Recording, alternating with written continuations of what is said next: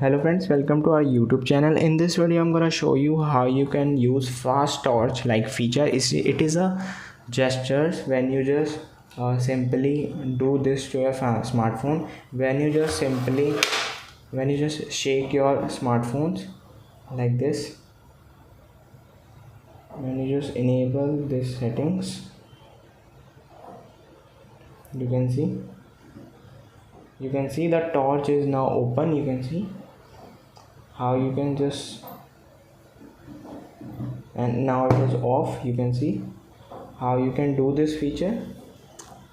Before watching this video, if you have not subscribed to our YouTube channel, then subscribe to it and like our video. So let's start friends. First you have to open the settings and then you have to go to gestures and swipe down. You can see there is a fast torch. You have to turn it. If you have turned it off, then you have to turn it on and press back. When you just shake your smartphone like this,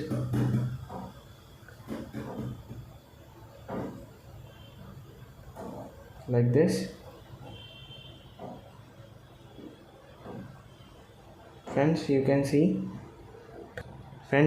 when you just turn it on, you can just use this,